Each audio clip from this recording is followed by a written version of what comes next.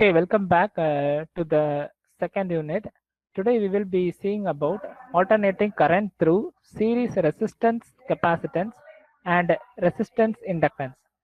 Today we will be seeing about the characteristics of current which is flowing through resistance capacitance circuit which is connected in series, as well as a resistance inductance circuit connected in series to a alternating current.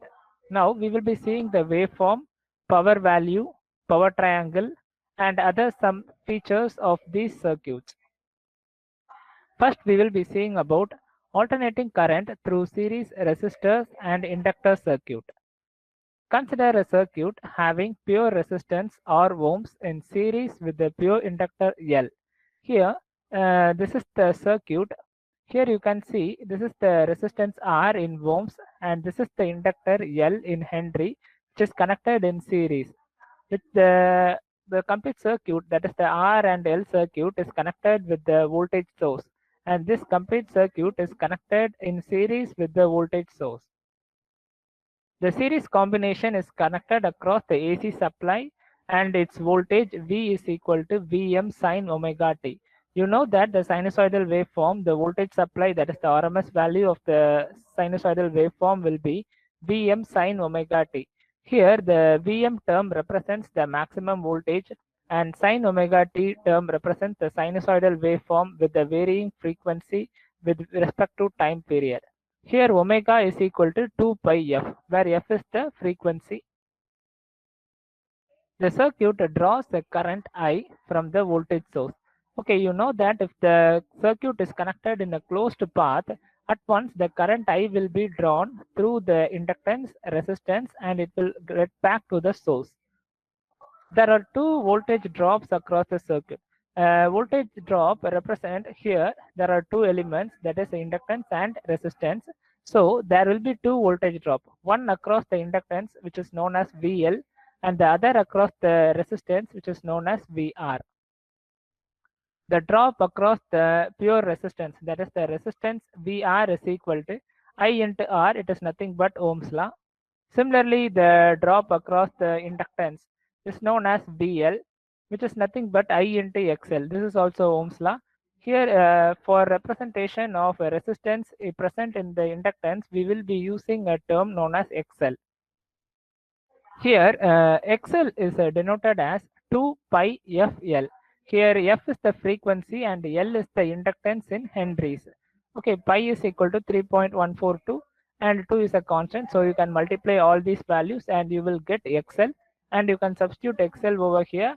And if you know the current flowing through the circuit, then I into XL will give you the voltage drop across the inductance alone.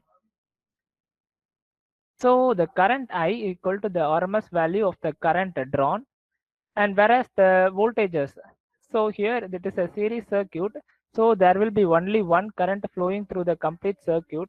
But in case of voltage, you can see two different voltages, one is VL and other one is VR. This is the voltage VR and this is the voltage VL, and these two voltages VR and VL are the RMS value of the voltage drop across the resistor as well as the inductors. So Kirchhoff's law can be applied to both the circuits. That is, the voltage should be in phase vector addition and no longer algebraic sum in case of DC. So you have done Kirchhoff's voltage law and Kirchhoff's current law in the first unit, but in those cases we have directly added the two cases in algebraic addition. Okay, but in case of AC circuit, you cannot do such algebraic addition, but you should make a vector phase diagram. So what is that is, you need to make the total voltage, that is the total voltage supplied by the source is V, and the voltage drop across the inductance is VL, and the voltage drop across the resistance is VR. So while applying Kirchhoff's voltage law, you know that the sum of potential rise is equal to potential drop. So here it is, the sum of potential rise is nothing but the magnitude, that is the V vector, which is the source voltage, and the potential drop is nothing but the individual drop across the resistance and the inductance, and these are VR vector plus VL vector. Both should be represented in vector format, it should not be written as it is V equal to VR plus VL, because you are adding a sinusoidal waveform and it is a vector quantity. So you need to represent vector over the VR, VL as well as the source voltage V. So we know that VR and VL values. Here you know VR is equal to IR and VL is equal to I into XL.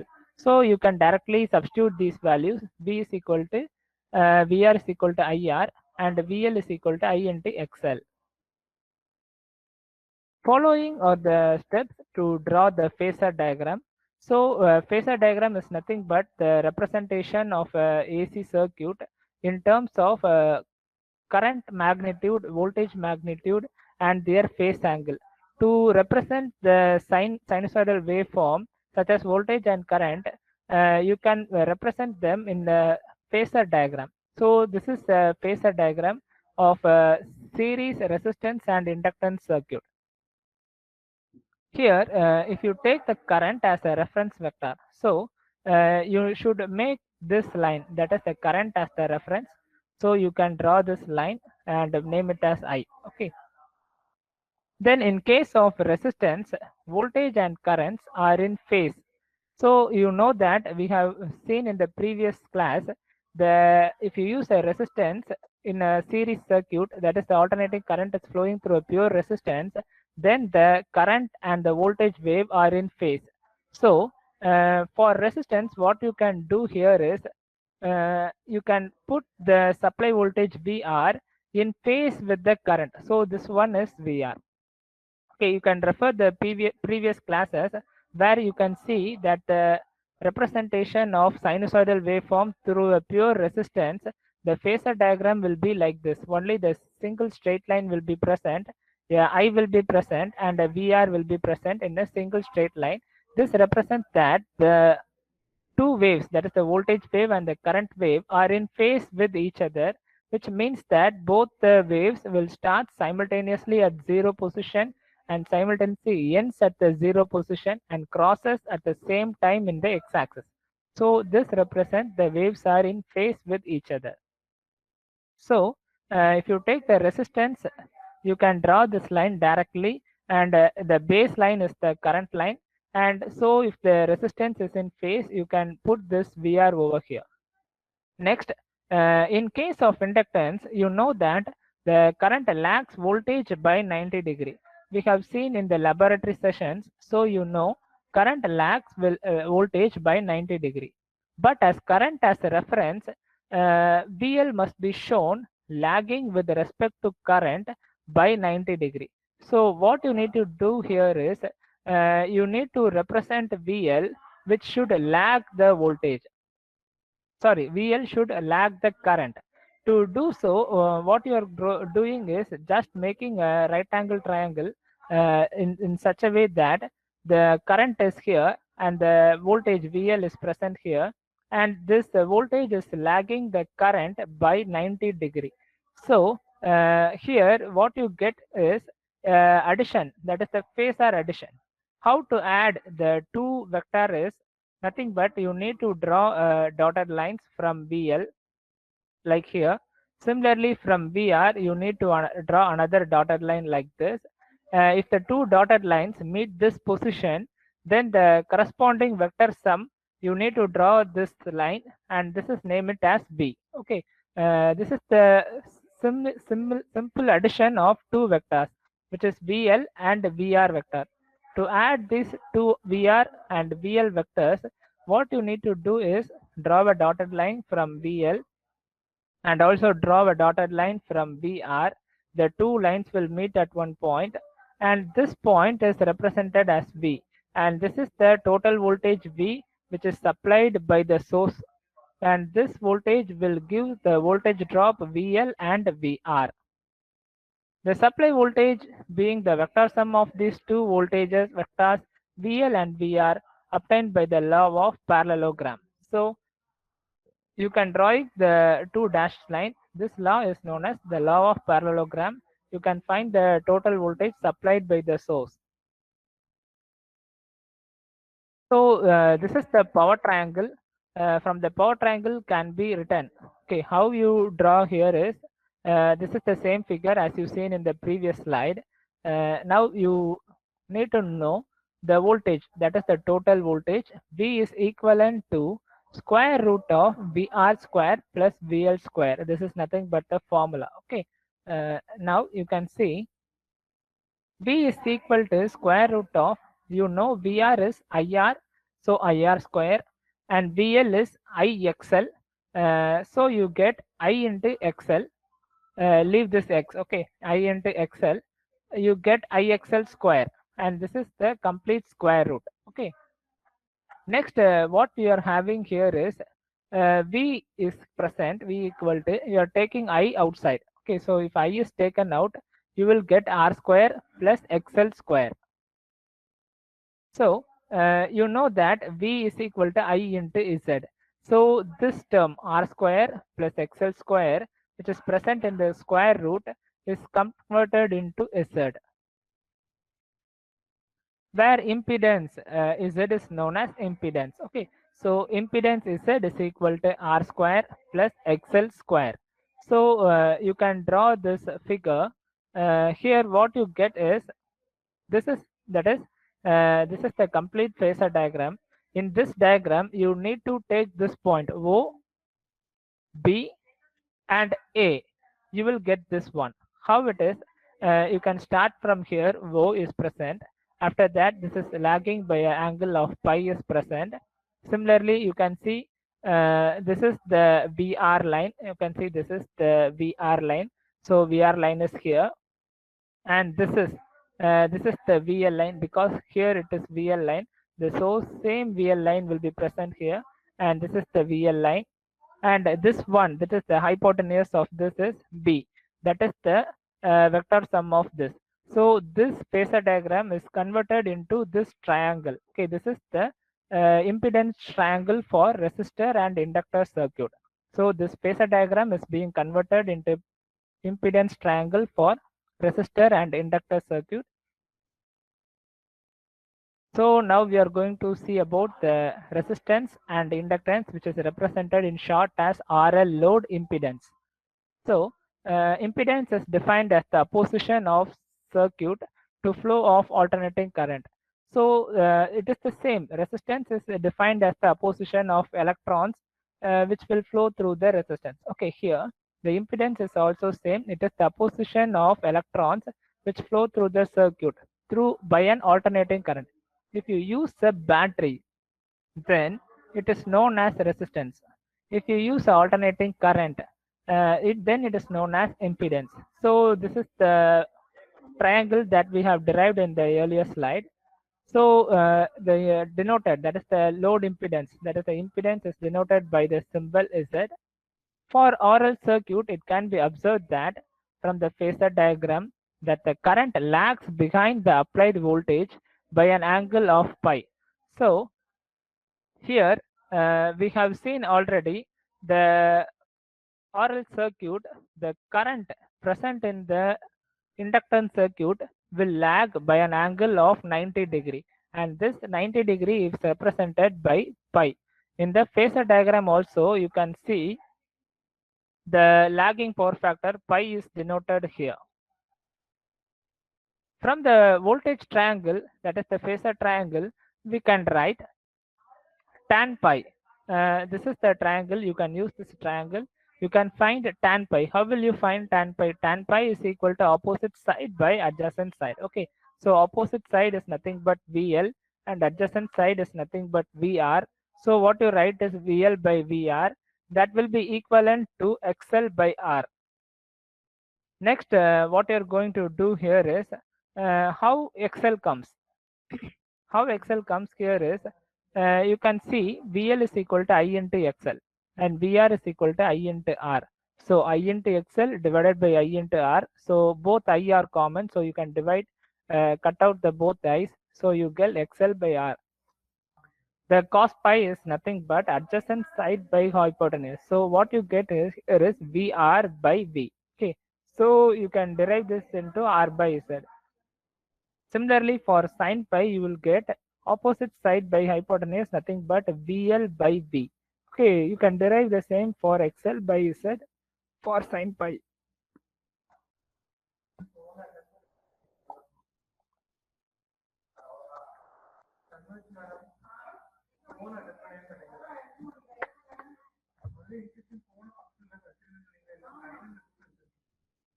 If all sides of voltage triangle are divided by current, we get the triangle called impedance triangle. So this one is known as power triangle. From the phasor diagram, you get this triangle. Okay. Uh, if you need the impedance triangle, what you need to do is you need to divide all the sides by current. So impedance triangle R is given by R is equal to Z into cos pi. And the Y component, if the impedance is XL is equal to Z into sin pi. And the rectangular form, we can convert Z is equal to R plus J XL omega. For polar form, it is denoted as Z is equal to modulus of Z, which is less than pi omega.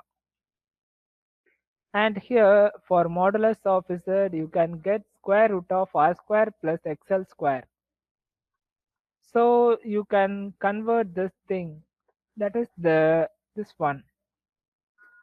For pi, you can get tan inverse. Pi is equal to tan inverse of XL by R. So these are all from the derivations. So you can memorize these things directly. So you can get, this is the impedance triangle here. And here now we are going the next thing, that is the alternating current through series resistor capacitor circuit. In the previous case we have seen resistor inductor circuit. Now we are going to see about a resistor capacitor circuit. Consider a circuit having pure resistance R ohms in series with a pure capacitor C in farad as shown in the figure. Here in this figure you can see this is the circuit.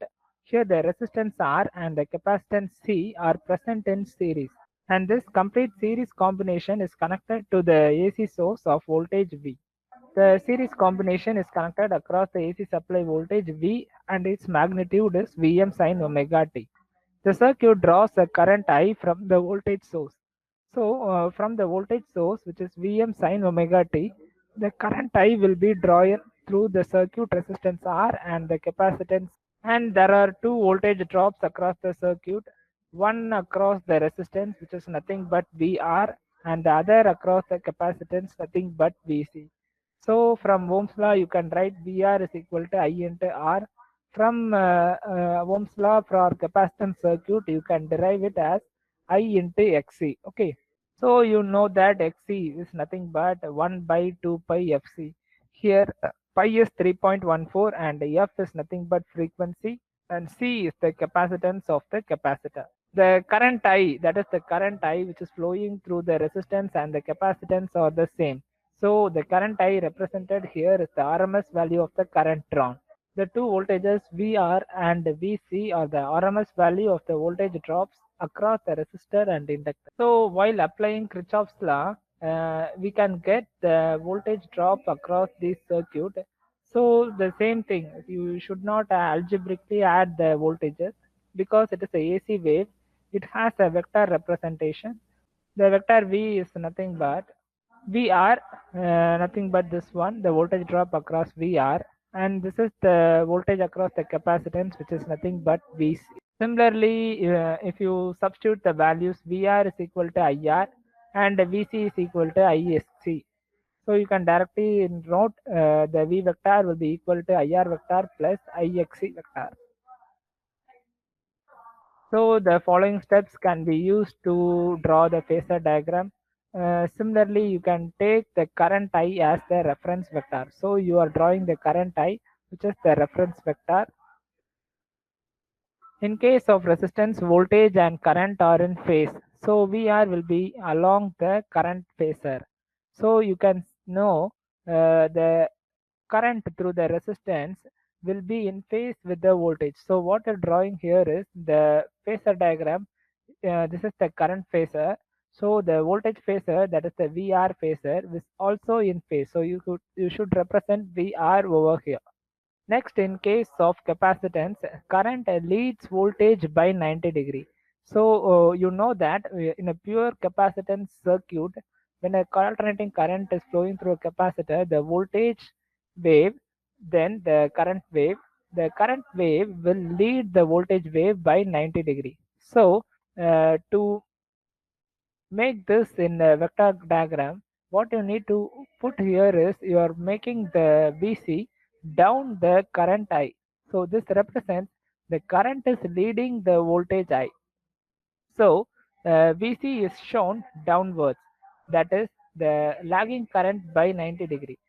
So the representation in phasor diagram is nothing but the VC is drawn downwards to the current I, which represents the current leads the voltage. So the supply voltage being the vector sum of these two voltages VC and VR obtained by the law of parallelogram. So you know that you have drawn this line I and the vector VR, and you have drawn this line BC with a phase angle of 90 degree. Now you need to add both the voltages VR, that is this one, and this point VC. To add these two voltages, you need to draw two dashed lines, okay, from here and here. So the dashed lines will meet at one point, and this is the point. Okay, now you need to draw a straight line from O position to the B position. So this line is known as the total supply voltage delivered by the source, which is nothing but V. So V is equal to VR plus VC, which are the vector sums. From the power triangle, we can directly write it as like this. This is the power triangle we have derived earlier. So this is the previous representation. Now you can get V is equal to square root of VR square plus VC square. So this is from the derived formula. You can see this power triangle, that is this one. You can note that V, that is the total voltage which is represented here, will be equivalent to the square root of VR square plus VC square. You know that the supply voltage VR is nothing but IR, and the voltage VC is nothing but I into X. So here you can take the current I outside. So I is equal to square root of R square plus XC square. So what you get here is the term square root of R square plus XC square is nothing but Z. So you know that Z is nothing but impedance, and impedance Z is equal to R square plus XC square. So you can derive into this triangle. Here you can note this is the triangle similar to that of this. Can see this one. Okay, here the 0 is represented here, and this is the point B, and the point B is here, and this is the point A, and the point A is here. So this triangle is taken out from the phasor diagram and drawn here. Okay, here you can see VR. This is the point VR here, and VR is nothing but IR, and you know this is VC, and here it is VC. Okay, so VC is nothing but I into XC. It is represented here, and similarly the hypotenuse is nothing but the total voltage V, and this is the voltage V, and the phase difference, that is the angle difference, is nothing but the pi, and which is represented here is made here. So impedance is defined, that is the impedance, that is the impedance between the R and C when alternating current is flown, is defined as the opposition of circuit to the flow of alternating current. So in DC circuit, you will name it as the resistance, whereas in AC circuit, the flow of electrons is stopped or being observed or being opposed by impedance. Okay. Okay, the symbol, that is the impedance symbol, is denoted by. For RC circuit, it can be observed that from the phasor diagram, the current will lead the applied voltage by an angle of pi, and where Xc is 1 by 2 by Fc. So you can see in this representation, which is from the previous slide. Okay, so this is the VR, which is nothing but IR, and VC is I into Xc, and here is the angle pi, and this is the voltage V, and here is the current. Okay, for tan pi, what you get is VC divided by VR, which is nothing but the opposite side by adjacent side. So this is the opposite side VC, and this is the adjacent side. You get VC by VR. So here VC is nothing but I into XC, and VR is nothing but I into R. So you will cancel these two I's. You get XC by R. For cos pi, what you get here is VR by V. That is nothing but adjacent side by hypotenuse, which is nothing but VR by V. Similarly, for sin pi, you will get opposite side by hypotenuse, nothing but VC by V. So all these can be written in this form. If all sides of the voltage triangle are divided by current, we will get the triangle called impedance triangle. So the impedance R is given by R is equal to Z into cos pi. And for the Y component of the impedance is nothing but Xc is equal to Z into sin pi. So in a rectangular form, you can derive it as Z is equal to R minus JXc. For inductance, it will be R plus JXL. For capacitance, it's nothing but R minus JXc.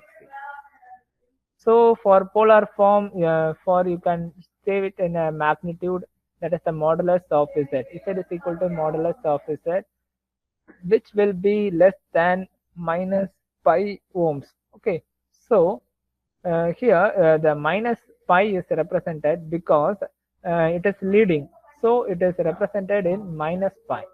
Here the modulus of Z is nothing but R square plus Xc square. So you can see here this one is the R and this one is the Xc. So to find the impedance, what here you are doing is you are squaring the R square and Xc square and taking into a square root. So for pi, what you need to do is tan inverse of minus Xc by R. Why this minus term comes here is pi is negative for capacitive impedance. So for inductive impedance, pi is positive. So for the previous case, you will get XL by R, tan inverse of XL by R, whereas in capacitive impedance, you will get minus Xc by R. And this is the impedance triangle. Here you can see this is the R. Here how R comes here is you just cross multiply here. Okay, R is equal to VR divided by I. Then this one will come. For Xc, what you do here is Xc is equal to Vc divided by I. You just cross multiply this formula. Okay. For V, what you are doing here is Z is equal to V by I. You know V is equal to IR. Here the R term is represented as Z. V is equal to I into Z. So Z is equal to V divided by I. So you can have all these values. Now you can make the correlation. Here the modulus of Z is equal to square root of R square plus Xc square. Here is Z. So to find this thing, what you need to do is you need to square the R square and you need to square Xc square. After that, you need to make a square root. So square root of R square plus Xc square gives the modulus of Z value. And you can see the pi is in negative direction. Okay, so only you are getting minus Xc, and the pi is negative for capacitive impedance. Whereas in a capacitance RC load, the resistance will be in phase, whereas the capacitance will lead. That is, the current in the resistance will be in phase with the voltage, whereas the current in the capacitance will lead the voltage. So we are getting into the last PPT. Here it is the power triangle and the variance in AC power. So this is the power triangle. Here you can see there are three powers. Each side of the triangle denotes each power. There are three powers in the alternating current. So this is the VI, and this hypotenuse is known as VI, whereas the opposite side is known as VLI, which is represented as VI sin pi, and the adjacent side is represented as VRI, which is equivalent to VI cos pi. So these three sides are represented as three powers. First, we will be seeing about the apparent power. It is defined as the product of RMS value of the voltage V and the current I, and it is denoted by the symbol S. It is measured in the unit of volt amperes or kilovolt ampere. So, this is the power, that is the hypotenuse. This side is known as S, and this S side is represented as S is equal to voltage into current, and its unit is volt ampere or kilovolt ampere. And the next one you are having here is the real power. It is denoted by P. Okay, it is defined as the product of applied voltage and the active component of the current. It is denoted as the real component of the apparent power. So, if you get the real component of the apparent power, then you will get the real power. It is denoted by the symbol P. It is measured in watts or kilowatts. It is the average power consumed by the load. So, if you need to know the power consumption present in the load, you should denote this thing, that is the power should be represented as real power, and it should not be present in apparent power. So, you should note this formula: P is equal to VI cos by watts. So, its unit is watts. So if you want to buy a machine rated for 500 watts, that is, if you want to buy AC, then it will the rating will be present in watts. If you want to buy a bulb or a fan, everything will be represented in watts. If you buy a LED, it will be represented as 10 watt LED. If you want to buy a fan, it is represented as 40-volt fan. Similarly, if you buy a motor or a water heater, everything will be represented in real power. Okay, it is not represented in apparent power. So all the instruments you buy will be represented in real power, and its unit is watts. To find the real power, what you need to do here is you need to multiply the voltage and the current consumed by the load and the power factor, which is nothing but cos pi. This one is the reactive power. It is defined as the product of applied voltage and the reactive component of the current. It is also defined as the imaginary component of the apparent power. It is represented by the symbol Q. It is measured in volt ampere, and it is represented as bar component. Its unit is bar or kVAR. So Q is equal to VI sin pi, and its unit is VAR. Here, the real power is represented in the adjacent side of that power triangle, whereas the reactive power, that is VI sin pi, is represented in the opposite side of the power triangle, and the hypotenuse is nothing but the apparent power. Thank you.